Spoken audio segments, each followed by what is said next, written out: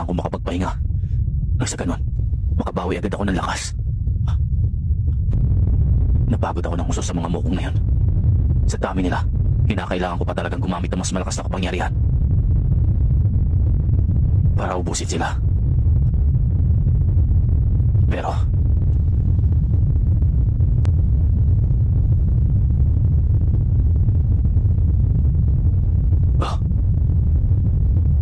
hanggang ngayon, hindi pa rin ako makapaniwala. Oo, magkaiba kami ng abilidad pero hindi ganong kadali ang kumopya ng abilidad ng iba. At lalong-lalo na sa maikling panahon lamang.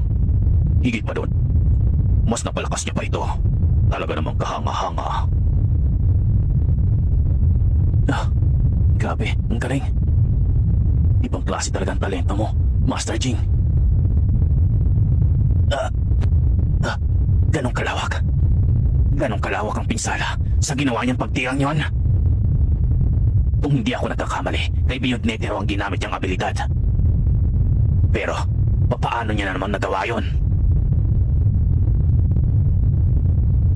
Ibang klase ang taong ito. Walang hangganan ng kanyang kapangyarihan. Klase ang taong ito. Walang hangganan ng kanyang kapangyarihan. Malayo ang agwat ng kapangyarihan niya sa inakala kong malakas.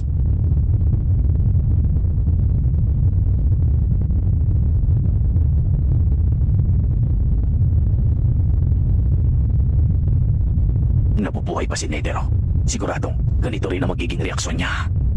Sa lakas ng tira na yon, marahil na ubos na at naging abo na lang ang mga Bryon. Maswerte na lang kung may nakaligtas pa sa kanila.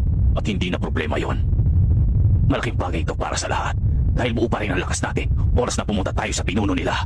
Ngayon, kinakailangan lang magpahinga ni Jing.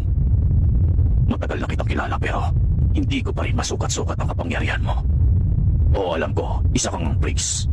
Pero hindi ko alam kung ano pa ang kaya mong gawin.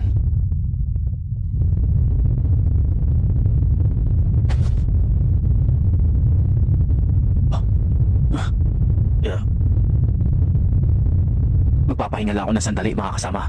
Nang sa ganun, buo na ulit ang lakas ko. Dapat lang, dahil kailangan ka namin oras na makaharap na natin ang pinuno ng mga Bryon. Kaya naman, kinakailangan mo talaga makabawi ng lakas, Jing. Kung ganun, wala na tayong problema sa ngayon. Ang kailangan na lang natin gawin ay hintayin silang tatlo. Si Killua na Dawn Breaks. Naiinip na ako. Gusto ko na makita ang dalawang yon.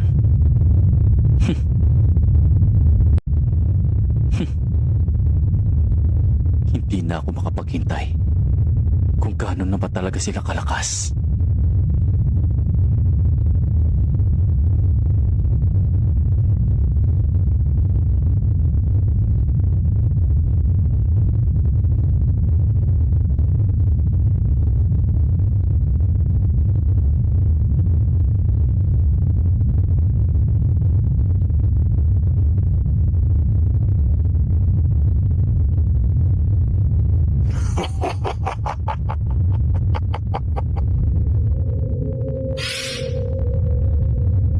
Kung ang inakala nila ay tapos na,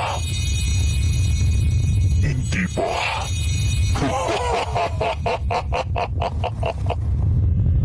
Naubos nila ang higit na mas marami sa atin.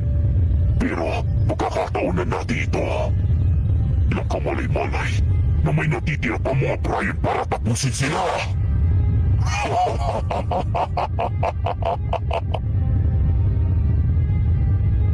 Ngayon, umpisa na natin ang pag-atake sa kanila. Wala na dapat tayong oras na sasayangin.